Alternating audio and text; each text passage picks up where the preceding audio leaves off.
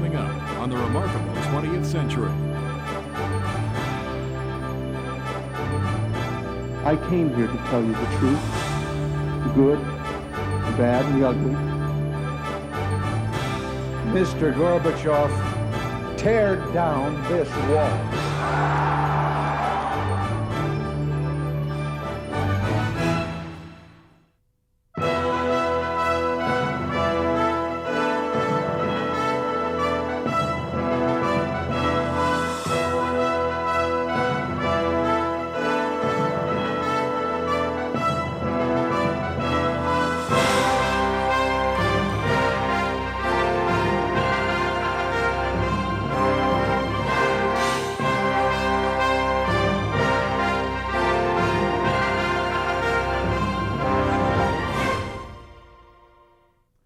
Great world-changing events occurred in the 1980s. One of them confirmed the truth that a vice is often just a virtue that has been carried to excess. When in the Great Depression, all over the world, governments shoved business aside and took over running the economy, it was deemed a virtue. Government regulation and rule beat the Depression, won the biggest war, and provided a prosperous post-war period. But later, in the 1970s, things turned bad. Stagflation, it was called. It set in everywhere and wouldn't go away. Stagnant economies and high inflation at the same time. Government rule was then felt to have run to excess, from virtue to vice. So the 1980s were marked by nations all over the world, from Deng Xiaoping's communist China to Mrs. Thatcher's conservative Britain, shifting power away from government and back towards the market economy. I was designated to be the moderator of all the presidential television debates in 1980 and watched that worldwide tectonic movement bring Ronald Reagan to the presidency in America. He came with two devout missions. The first was to further that economic change. Government can't solve the problem, he said. Government is the problem. His second mission was to reduce or to break the power of Soviet communism, his evil empire. The shift in the balance of power from government to markets is still going on. We don't know where it will go. But mission two, to weaken the Soviet empire, became an early success beyond all dreams.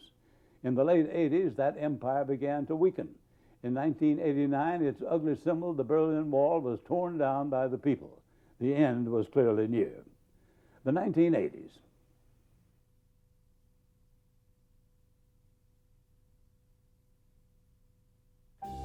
The transition into 1980 brought forth a season of sweeping global change as political landscapes around the world adapted to new social climates. New faces and places of power promised a break from the past in step for the future. In the Middle East, war raged in Afghanistan as the Soviet Union sought to subdue its southern neighbor to instill a complicit communist government. In Iran, 52 Americans were still being held hostage after Iranian protesters seized the American embassy in November of 1979. For a government actually to support and in effect participate in the taking and the holding of hostages is unprecedented in human history. This violates not only the most fundamental precepts of international law, but the common ethical and religious heritage of humanity. In April of 1980, President Jimmy Carter authorized a daring commando rescue mission. Due to technical problems, the operation was aborted, yet 8 American commandos perished when 2 mission-related helicopters collided with a transport plane. The hostages would have to wait. Months later, Iran found itself at war with its western neighbor, Iraq. Backed by American weaponry, Iraqi President Saddam Hussein sought to seize the oil-rich Iranian-held province of Khuzestan. May 19, 1980, Mount St. Helens in Washington State, a volcano dormant since 1855, violently erupts. The resulting cloud of ash, spewing 60,000 feet into the air and drifting over 500 miles in all directions, brings many towns to their knees. Once again, nature proves its power. If the Soviet Union does not withdraw its troops from Afghanistan by the 20th of this month, then neither I nor the American people nor the Congress will support the sending of an Olympics team to Moscow this summer. In July of 1980, the games of the 22nd Olympiad were opened in Moscow. In protest of the Soviet Union's invasion of Afghanistan, the United States, West Germany, Japan, and several other countries boycotted the Games, and only 81 nations sent their athletes. With gratitude and with determination, I accept your nomination. In America, election time was near, and the race for the presidency headed down the stretch. Democrat incumbents Jimmy Carter and Walter Mondale faced stiff competition from the Republican team, Ronald Reagan and George Bush, who assured voters that their agenda would relieve the record unemployment, staggering interest rates, and inflation that had crippled the national economy. The League of Women Voters is pleased to welcome to the Cleveland, Ohio Convention Center Music Hall President Jimmy Carter and Governor Ronald Reagan of California, the Republican Party's candidate for the presidency. Next Tuesday is Election Day. Next Tuesday, all of you will go to the polls. You'll stand there in the polling place and make a decision. I think when you make that decision, it might be well if you would ask yourself, are you better off than you were 4 years ago? The polls on the weekend before the election were dead even. I'm not just talking about Carter's polls or the national polls. I'm talking about Ronald Reagan's polls. People, right up to the weekend before the election, weren't decided what they wanted to do. And then that Sunday before the election, the Ayatollah Khomeini pushed one more time against Jimmy Carter, and everyone said, that's it. That's it, Jimmy. Go on home to Georgia. We're going to elect Ronald Reagan. He won by a large majority. And he brought to the office his political ideology and philosophy, which he understood full well.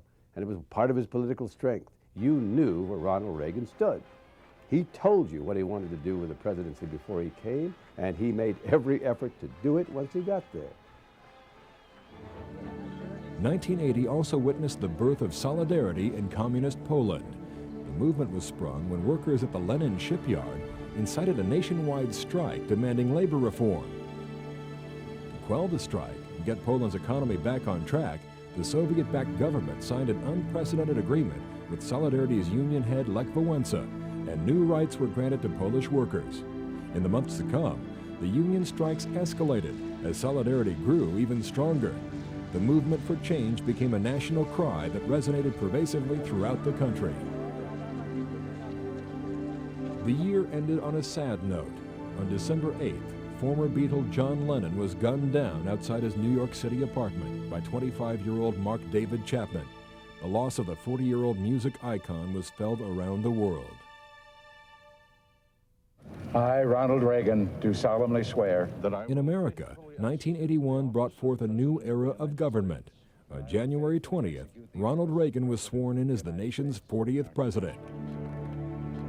Within minutes of Reagan's inauguration, the 52 American hostages being held in Iran were freed.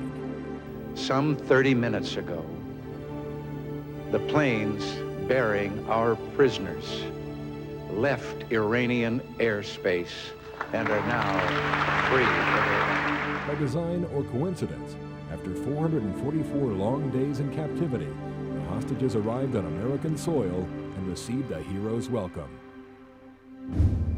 Only 2 months after his inauguration, President Reagan was seriously wounded in an assassination attempt by 25-year-old John Hinckley. Get him out! Reagan made a full recovery, but his press secretary, James Brady, suffered severe head wounds that resulted in permanent brain damage. In May, the world witnessed another assassination attempt, this time on Pope John Paul II. The Pope was shot twice in the abdomen by a young Turk while riding through St. Peter's Square in Vatican City. After his recovery, the Pope surprised the world by meeting his Turkish assailant in an offering of forgiveness. Unlike Reagan and Pope John Paul, Egyptian President Anwar Sadat was not so lucky. On October 6th, during a military review, thousands of horrified guests watched as dissident soldiers gunned Sadat down in retaliation for his dealings with the Jewish state of Israel in the historic 1979 Camp David peace accords. Over 40 others were either killed or wounded by the renegade gunmen. We've gone for main engine start. We have main engine start.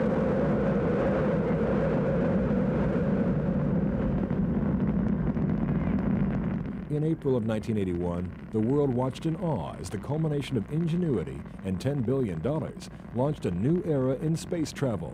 The Columbia, a space shuttle, was seen as the first step in actually colonizing outer space. The shuttle became seen as the way of getting more and more people into space, of having prolonged periods of time in space, and doing research on the human body, on science activities from various disciplines. We use it as a launch vehicle for communication satellites that would be popped out of the cargo bay. You could put science instruments in the cargo bay, study universal phenomena. And the space lab, which could fit in the cargo bay of a shuttle, was going to become this orbiting laboratory that instead of staying up there for long periods of time like a space station, you'd bring it back on at the conclusion of each shuttle mission. The liftoff and landing of the massive ship was a triumph for NASA and the American space program.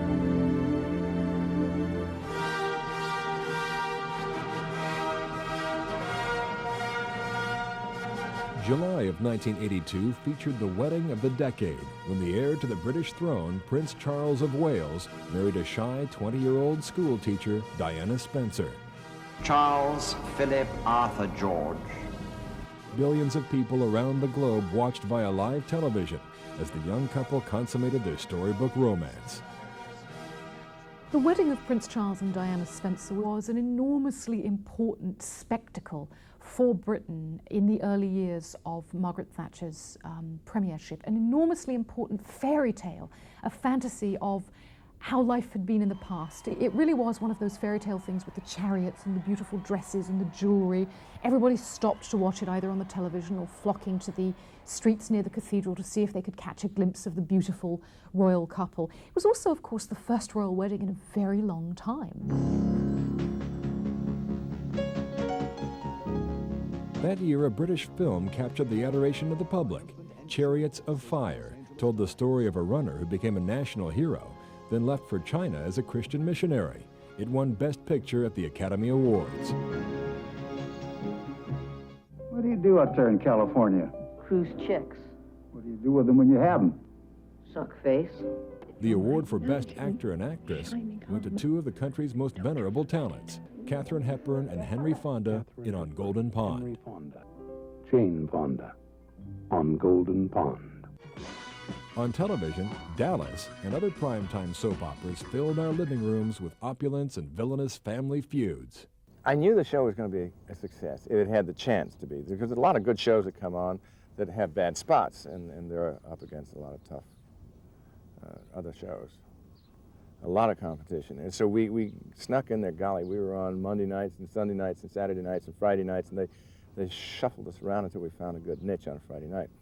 And I think the recession helped a lot, because people generally go out on Friday nights, and with the recession, people just didn't. They stayed at home. They couldn't afford to go out and get a babysitter and have dinner and go to a movie and so forth. So a lot of people started watching television again.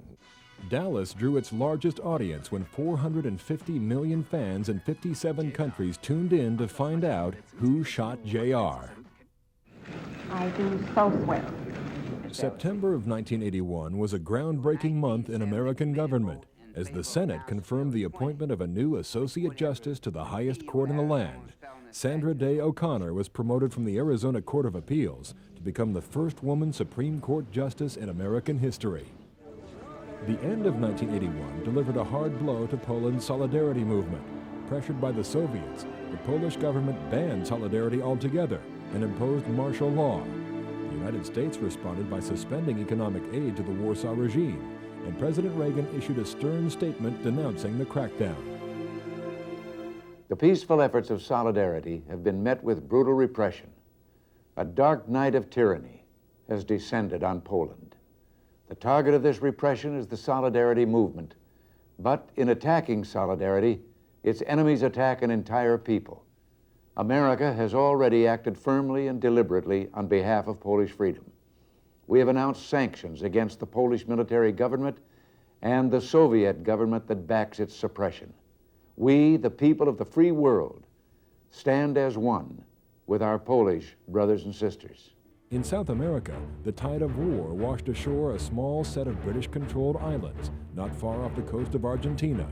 In April of 1982, Argentinian troops invaded the Falkland Islands and seized land that had been under British possession for 149 years. Immediately, the British Navy was sent en route to the Falklands, while Parliament debated whether to opt for a diplomatic solution or war. No one is in any doubt that we are equipped for a war, however bloody it may be. Michael Nicholson, News at 1, aboard the HMS Hermes. We sailed from Southampton on Monday the 5th. In the space of 3 days, the political decision had been made to go. Within 2 days, a small army, a small navy, and a smaller air force was put together. This was a logistical feat of putting together thousands of men in ships to sail to the other end of the Atlantic, 10,000 miles away. That was astonishing. Do you remember what Queen Victoria once said? Failure? The possibilities do not exist. With thousands of lives at stake and her own political future on the line, British Prime Minister Margaret Thatcher ordered military action and the Falkland War was underway.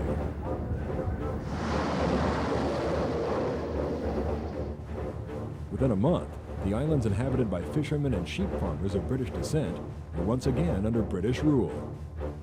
Perhaps the most important of all is that it destroyed the junta. It ousted the generals. It got rid of the military dictatorship in Argentina and gave the Argentinians the opportunity to begin their long, successful journey into democracy. That same year, England's Princess Diana gave the country the next in succession to the throne, Prince William. In the theater, England's Andrew Lloyd Webber was the toast of Broadway. His hit musicals Evita and Joseph and the Amazing Technicolor Dreamcoat were playing to packed houses. That year, Webber added Cats, another musical based on the work of T.S. Eliot. It would become the longest-running musical in Broadway history. I'm keeping him. In America, moviegoers flocked to theaters to see Steven Spielberg's latest fare, E.T. the Extraterrestrial. It's a love story between a young boy and a 600 to 800-year-old extraterrestrial. The story of the friendly alien caught the imagination of the nation and the world, and soon became the largest-grossing film to date. My name is Gandhi, Mohandas K. Gandhi. At the annual Academy Awards, 1982's big winner was a film by British director Richard Attenborough. The epic film Gandhi depicted the life of Mohandas K. Gandhi, who through the power of non-violence led the people of India to freedom from the oppression of British rule. It won Academy Awards for Best Film, for Best Director, and for Best Actor Ben Kingsley. I am a Muslim, and a Hindu, and a Christian, and a Jew, and so are all of you. In the Middle East, the smoldering flames of war ignited once again in Lebanon, as friction between the Palestine Liberation Organization and rival Maronite Christians reached a flashpoint. There was a growing power of the PLO in South Lebanon, and they were competing for power with the Lebanese government because they were armed. And Israel really wanted to squelch them. So Israel had a relationship with the Lebanese Maronites in which they were urging them to sort of clamp down on the Palestinians in the south, but also to establish a Christian state.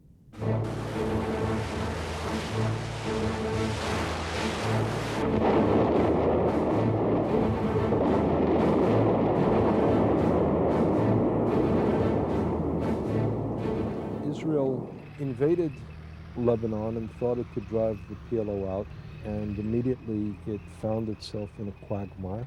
The Jews had entered a war between Muslims and Christians, and however much they thought they could settle the war, there was no strategy as to what Israel wanted to achieve. In August, PLO forces began their withdrawal from Lebanon's capital city, Beirut. Urging Israel to withdraw from the beleaguered country, the United States sent Marines into Beirut as a peacekeeping force. Despite good intentions, the move would prove costly. In October of 1983, an Arab terrorist drove a Mercedes filled with explosives into American Marine headquarters in Beirut, while most of the servicemen were asleep.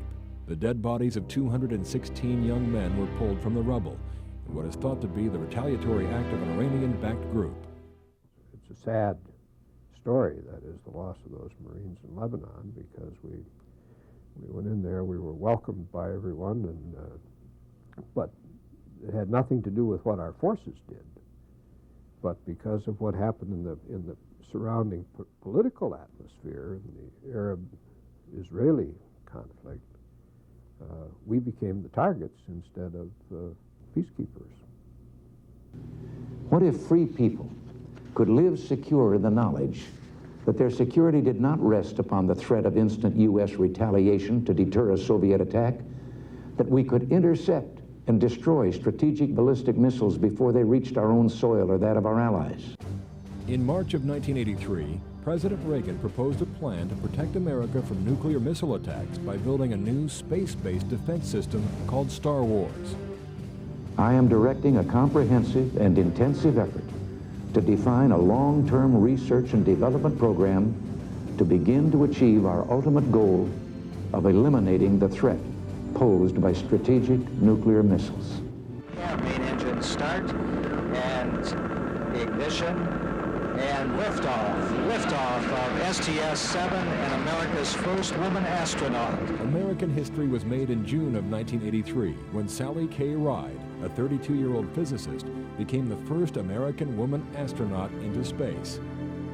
Aboard the Challenger space shuttle, Ride's mission was successful and inspired a whole generation of young women to reach for their dreams beyond any gender bias that might be in the way. A man may climb Everest for himself, but at the summit he plants his country's flag. That same month, Margaret Thatcher was elected to her second term as Britain's Prime Minister. 1983 also marked the beginning of a new era for Argentina. After 8 tumultuous years of military rule, Raúl Ricardo Alfonsín was elected as the nation's new civilian president and promised a bright democratic future for the beleaguered country. In October of 1983, President Reagan ordered the invasion of the tiny Caribbean nation of Grenada. Grenada, we were told, was a friendly island paradise for tourism. Well, it wasn't. It was a Soviet-Cuban colony being readied as a major military bastion to export terror and undermine democracy. We got there just in time. The immediate cause of the Grenada invasion, of course, was the very brutal replacement of Maurice Bishop's government by Cord and Austin. I mean, really of the most brutal type of just going in and murdering everybody, and I think that sort of shocked, certainly it shocked the Central American, the Caribbean community greatly. The Cuban presence on Grenada was disturbing, and of course you had a whole bunch of U.S. students down there in medical school, and they truly felt that they were in a hostage situation. And our number one objective in going in was really to rescue those American students, okay? Secondly, it was also to restore the remnants of the Maurice Bishop government and put them back in to be the legitimate government of Grenada. Many countries in the international community condemned the action, and the United Nations Security Council called it a flagrant violation of international law. Despite the controversy, the U.S. military accomplished its goals and prepared the island for a new democratic government. 1984 can perhaps be celebrated as the year of the yuppie, young urban professionals. This 25 to 34-year-old age group entered the job market in droves and controlled 23% of the nation's disposable income, an astounding statistic considering they had just begun their careers. They wanted only the best of what money could buy, designer clothes and exotic cars. Efficient imports had become the top-selling cars in America. U.S. automakers, slow to respond at first, were playing catch-up. Several models were rolled out to compete with the Japanese and German imports. They lacked the charisma of the foreign models. And even though the price of gas was down due to a worldwide oil glut, Americans were wary of domestic cars. In the early years of the 80s, Ford and Chrysler both reported record losses. Meanwhile, the presidential elections drew closer. The leading contender for the Democratic nomination, Walter Mondale, broke new ground by choosing New York Congresswoman Geraldine Ferraro to be his running mate. The 48-year-old Queens representative was the first woman to break the gender barrier in national politics. By choosing a woman to run for our nation's second highest office, you send a powerful signal to all Americans. There are no doors we cannot unlock. Yet when November came, Ronald Reagan won 49 states and 59% of the popular vote. The country was in no mood to alter its course. In the world of music, Michael Jackson thrilled the masses. His album Thriller exceeded everyone's wildest expectations, winning 8 Grammy Awards and topping the charts with 37 million in sales. At one point, Epic Records reported selling 1 million albums per week, breaking all industry records. Hit after hit, Michael Jackson captivated the world with his flashy wardrobe and awe-inspiring dance moves.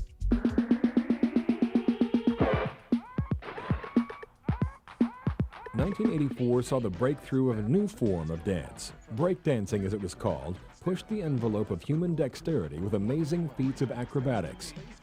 On the heels of the new dance craze came the growing popularity of a new style of music called rap. The new sound soon became a permanent musical genre, and by the end of the decade, rap had become the most popular form of new music worldwide. 1984 was the year singer-songwriter Prince added another title to his credit, actor. The multi-talented Minnesota native's first film, Purple Rain, became a hit. The soundtrack was a best-selling album. Meanwhile, the world was enamored with the charms of singer-dancer extraordinaire Madonna, who had risen to superstar status with #1 hits like A Virgin and Crazy for You. Her seductive appeal would soon grace the silver screen as well. By the end of the century, her record sales would top over 120 million, making her one of the most celebrated stars of the era. In India, tragedy struck. Indira Gandhi was murdered in cold blood by Sikh extremists in October of '84, during her 4th term as Prime Minister of India. The daughter of Nehru, India's first Prime Minister, was the first woman to lead a democratic country. Indira's son, Rajiv Gandhi, was chosen to succeed his mother and was sworn in on November 1st. Years later, Rajiv would suffer the same fate as his mother. In May of 1991, he was assassinated, ending the Nehru dynasty's rule over India. At the close of 1984, South African Bishop Desmond Tutu was awarded the Nobel Peace Prize. Dedicated to dismantling his country's racist apartheid system, Bishop Tutu was committed to non-violent change in a country awash in blood. Apartheid is immoral, evil, and totally unchristian. Violence had been a part of daily life for most South Africans. Unjust policies implemented by the white minority apartheid government kept African natives segregated from the white minority population. By 1985, an estimated 3.5 million South African blacks had been forced to leave their homes for relocation to inequitably segregated townships. Those who protested such biased treatment were often killed or imprisoned. Perhaps the most notable political prisoner was Nelson Mandela, who was unjustly sentenced in 1963 to life imprisonment for sabotage. As the situation in South Africa failed to improve, the U.S. government responded by tightening embargoes and other sanctions. Protests within the United States grew more adamant as prominent figures publicly denounced the apartheid regime. We are more determined than ever to end apartheid, the historical successor to Nazi Germany. In the 80s, high-tech gadgetry became modern life's necessities. Fax machines, cellular phones, and pagers joined copiers and desktop computers, closely followed by laptops, in utterly revolutionizing the office. Microwave ovens and VCRs became common in homes. Intellect was probably set back a couple of decades by video games called Pac-Man, Space Invaders, and Donkey Kong. The laser beam was used to create the compact disc, which recorded a crisp, clean sound that audio tapes found it hard to compete with, and by which the era of vinyl records died. In March of 1985, the Soviet Union lost its third leader in 2.5 years. Konstantin Chernenko died just 13 months after replacing Yuri Andropov, who had been the successor to longtime communist head Leonid Brezhnev, who died in November of 1982. The new leader, Mikhail Gorbachev, became the youngest Communist Party chief since Stalin and immediately called for sweeping changes to the Soviet system. Gorbachev attempted to open up the Soviet system, to decentralize it to some extent, and to settle many of the outstanding disputes. And Gorbachev, who I believe was fairly incompetent in managing the communist system, nevertheless deserves huge credit for having brought about conditions in which the Cold War could be ended and transcended. September of 1985 unveiled the remains of the luxury liner Titanic. For 73 years, the sunken ship sat undetected until a team of French and American researchers found her off the coast of Newfoundland, 12,000 feet below the surface. 1985 saw the passing of veteran actor Rock Hudson. Hudson had been one of Hollywood's top leading men since the late 50s and died from AIDS-related causes. The untimely death of the popular star brought a serious look into the severity of the disease. The acquired immunodeficiency syndrome, or AIDS, is a virus-associated disease. It was first described in 1981, both here in Los Angeles and in New York City. The disease is caused by a retrovirus, that is an RNA virus that infects T lymphocytes, which are one of the key immune cells in the body. As a result of that infection, the host immune system is impaired. So when the first cases were described, we saw these very unusual infections, and it took several years from those first few cases before we realized that this was due to HIV, human immunodeficiency virus. However, it wasn't until Rock Hudson and other people of his like developed these diseases and it was made public that the general population became aware that we were dealing with a very serious fatal illness. Acquired immune deficiency syndrome had been considered to be a disease in the gay community and drug culture. It was now everyone's concern. The disease had infected people through blood transfusions and even from mother to baby during pregnancy. By 1985, 7,000 Americans had been diagnosed with AIDS, and the numbers were growing rapidly. By the end of the year, AIDS was reported in 51 countries around the world, and by the end of the decade, an estimated total of 1 million people would suffer from the dreaded disease. It's estimated that about 15 million people will have died from AIDS and complications of AIDS by the year 2000, and that about 80% of these individuals will be from Central Africa and Asia. As the relatively new blight of AIDS became increasingly prevalent in third world countries, the age-old ailments of poverty and hunger continued to plague the less fortunate.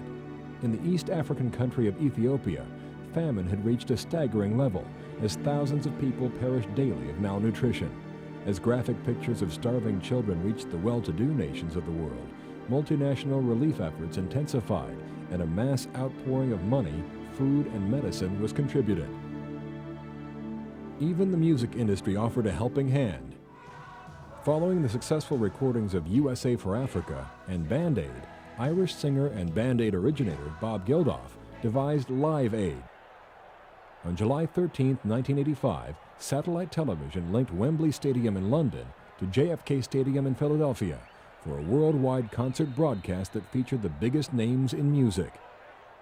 Live Aid raised millions for the famine relief effort and reminded us that the power of music can change the world.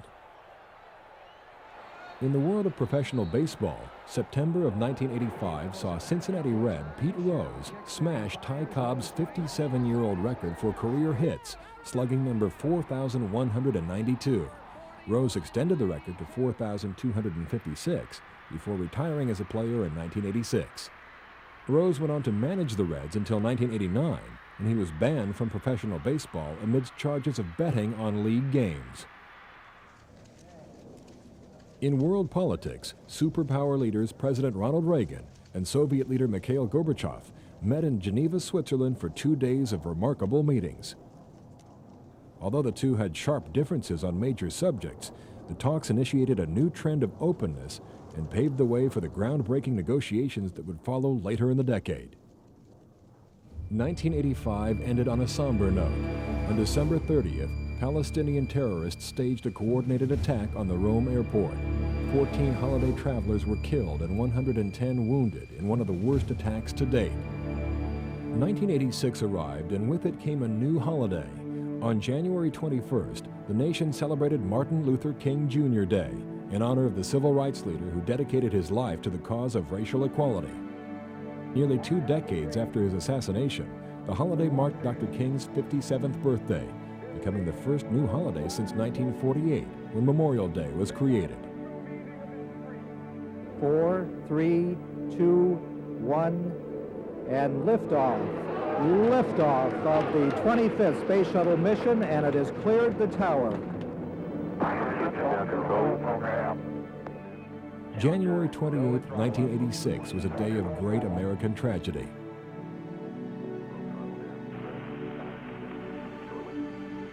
As millions of people watched, the Challenger space shuttle exploded 74 seconds after takeoff. Investigators later found that faulty O-rings on the fuel tanks caused the explosion.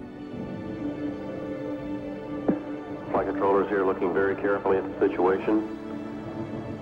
Obviously a major malfunction.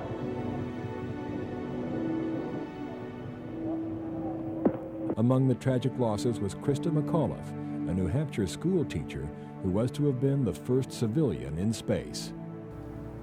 Man will continue his conquest of space, to reach out for new goals and ever greater achievements. That is the way we shall commemorate our 7 Challenger heroes. Dick, Mike, Judy, Elle, Ron, Greg, and Krista. Your families and your country mourn your passing. We bid you goodbye. We will never forget you. In the Philippines, 1986 was a year for change as longtime leader Ferdinand Marcos was voted out of office, losing to Corazon Aquino, the widow of the slain opposition leader Benigno Aquino. There is no way under which I can step down or resign from the position of president. Refusing to accept defeat, Marcos tried to use military force to reinstate himself. After losing the support of the U.S. and his military, Marcos finally fled the country.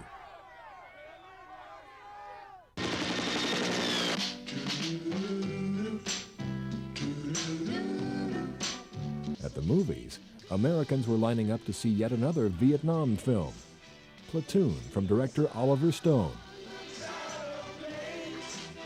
Platoon garnered Academy Awards for Best Director and Best Picture. Who's watching television? Sitcoms continued to flourish.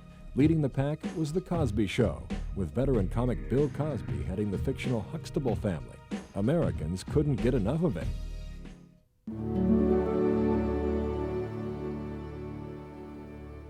Soviet scientists in 1986 were thrilled at the close encounter they had with Halley's Comet.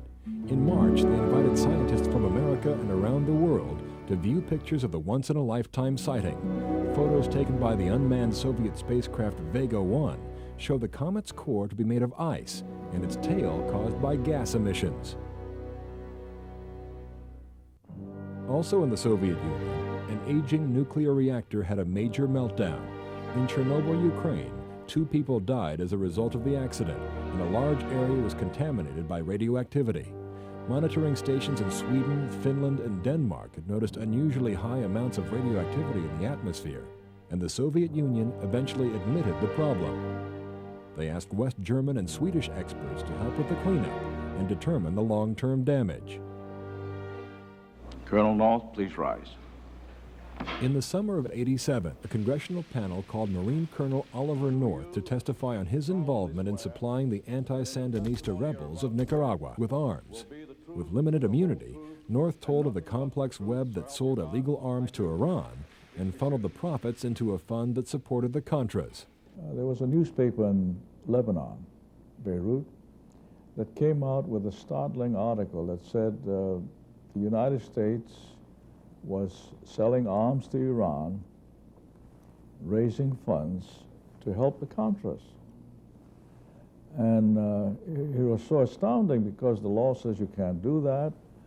The Bolin Amendment said you can't do that. It was prohibited. The Neutrality Act also said you can't do that. And so the Senate decided to look into it, and the House decided to look into it. We did not, repeat, did not trade weapons or anything else for hostages, nor will we. Although in the beginning, President Reagan denied any involvement or knowledge of this, in fact, a few days later, he had another press conference and said, yes, I was made aware of this, and thus began the Iran-Contra hearings. I came here to tell you the truth, the good, the bad, and the ugly. I am here to tell it all, pleasant and unpleasant. And I am here to accept responsibility for that which I did. I will not accept responsibility for that which I did not do. Before proceeding, may I make an inquiry of the witness? Was that response from a written text? As a result of the hearings and such, the federal grand jury met. They issued indictments. I believe there were about 20 or 30 counts. At the trial, they were found guilty. North and Poindexter and Secord, I believe it was, and Hakim. But because we had provided certain limited immunity to North and Poindexter, their convictions were overturned. However, this investigation served a good purpose in indicating that if we're not vigilant, things like this can happen. Meanwhile, in June, Margaret Thatcher was elected to her third consecutive term as England's Prime Minister. Late in October 1987, the great financial ride of the 80s came to a crashing halt.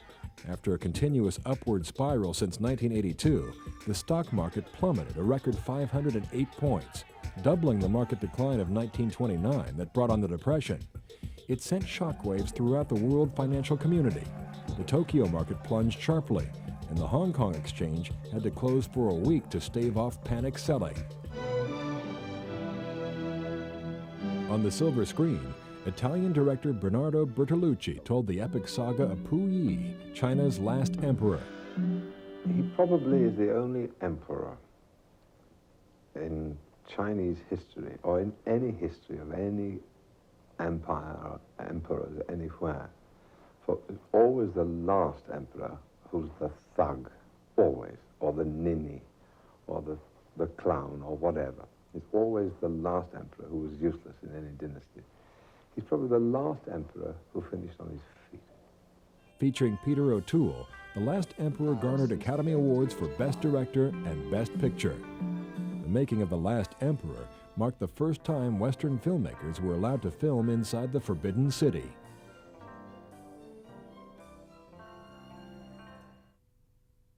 General Secretary Gorbachev, if you seek peace, if you seek prosperity for the Soviet Union and Eastern Europe, if you seek liberalization, come here to this gate.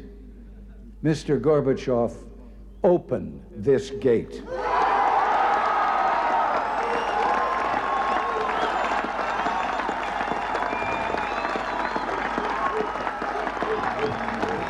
Mr. Gorbachev, tear down this wall. The close of 1987 marked another big step in the move towards peace. After his celebrated speech at the Brandenburg Gate in West Berlin, President Reagan met with Mikhail Gorbachev in December to sign the historic INF agreement. The INF Treaty, as it's called, the Intermediate Nuclear Force Treaty, which got rid of all of the intermediate range nuclear weapons that were pointed at each other across the Iron Curtain in Europe. What makes that so significant is that it was the first time in history that we began to destroy nuclear weapons and eliminate an entire class of nuclear weapons. That took a lot of confidence building, it took a lot of negotiation, but it was done. And all those nuclear weapons of the INF category are gone.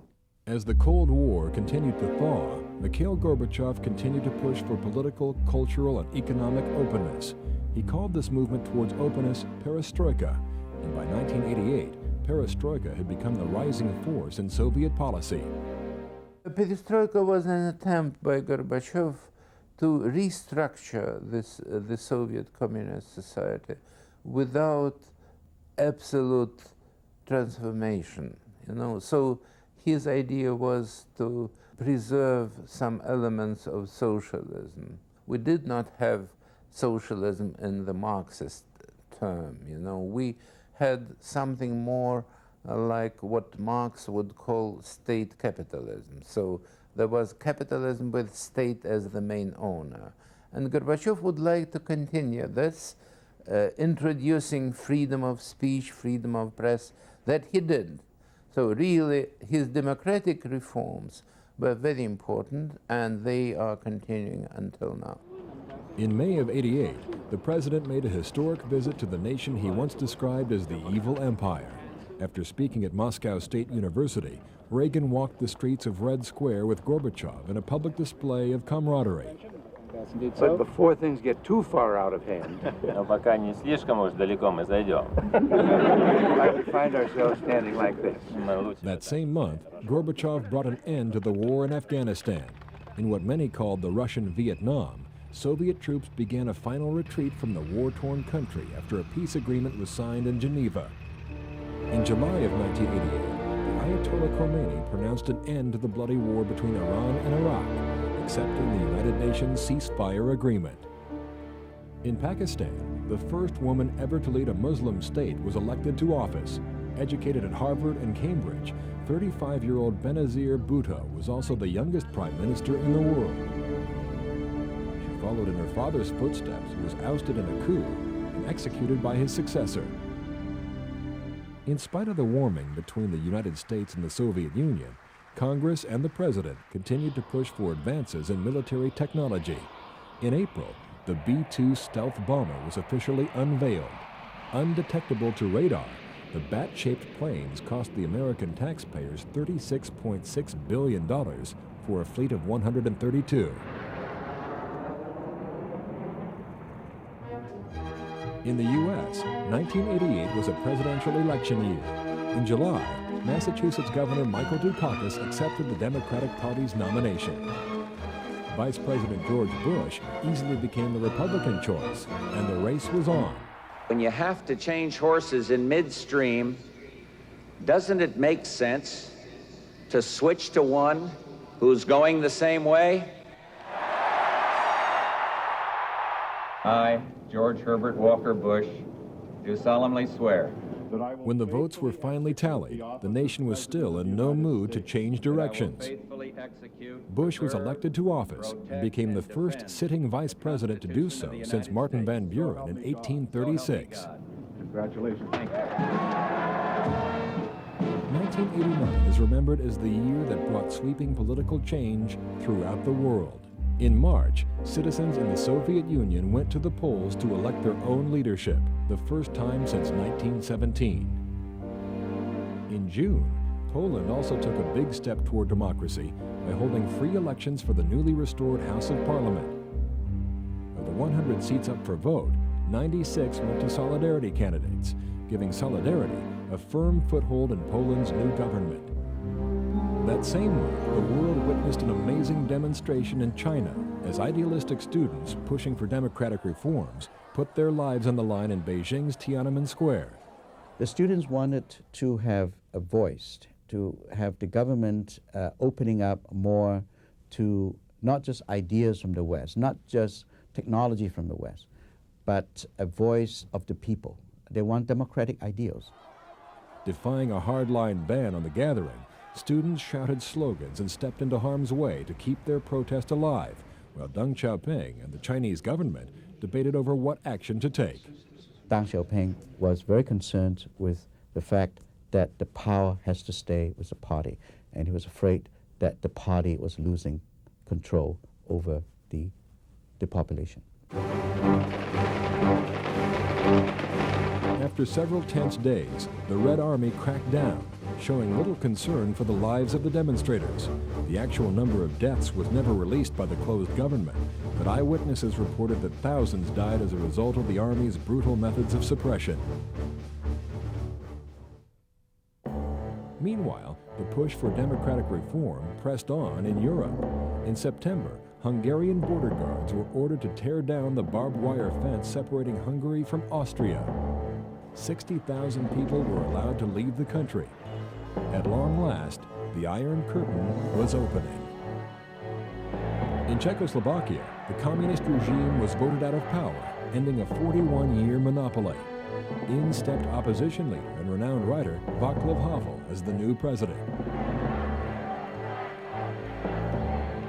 In November, the world watched in awe as the Berlin Wall, one of the most notorious and imposing symbols of oppression in the world, was literally knocked down. The wall was originally constructed in 1961 to separate the city's communist sector from the Western free sector. 28 years later, the wall came tumbling down, and the free world rejoiced.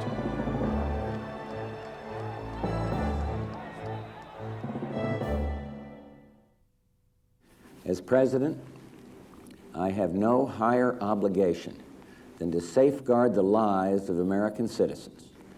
And that is why I directed our armed forces to protect the lives of American citizens in Panama and to bring General Noriega to justice in the United States. President Bush ordered a full-scale invasion of Panama and sent in troops to capture military leader Colonel Manuel Noriega, who avoided civilian elections and was wanted for international drug trafficking. General Noriega refused to allow the elected president to take office. And so after consulting with the president, who was then in hiding, we made a decision that we would go in, remove the current regime, meaning from General Noriega all the way down, take them all out, and then put in a freely elected president and start to rebuild the country on a democratic basis. And we did that. The United Nations deemed the operation a flagrant violation of international law and estimated that some 2,500 Panamanian civilians were killed as a result of the military action. As a closing image to the decade, the death of communism in much of Eastern Europe brought the same to Romanian dictator Nicolae Ceausescu. After 2 weeks of violent clashes between protesters and government troops, the army turned on the communist regime and instilled a provisional government. On Christmas Day, 1989, Ceausescu and his wife were executed for all the world to see. And so the 1980s came to pass, leaving behind the dark winter days of Cold War contention. A new era had dawned, and the seeds of world peace were sown to grow with gathering strength into the last decade of the 20th century. Soon after the fall of the Berlin Wall, the Soviet Union died. Who killed it? Answer, the computer. When that machine was transistorized and miniaturized for the space program, people discovered it could make the production of everything much better, from autos to checkout counters to smart weapons that could be decisive in a future war. It soon became clear that a nation could no longer hope to be rich or strong unless its whole economy is computer-based. That created a problem for Russia. The computer demanded one decisive condition. To do its magic, its users had to have free access to full and accurate information. This the Soviets had never permitted. Their system was based on allowing their people limited information, with much of that falsified for reasons of state. But now, when Russia saw herself about to drop out of the great power class due to the computer, there was debate, agony, and finally a decision to risk all. Glasnost, openness, was adopted as official policy, and free access to information was allowed. Sure enough, as they feared, soon after, without that base of mind control to rest on, the whole vast structure of the Soviet state collapsed, ceased to exist, vanished like the Wicked Witch of the West. One whiff of truth and people would not stand for going back. After 74 years, the Soviet blip in world history was over. Next time, the decade when it happened, the 1990s.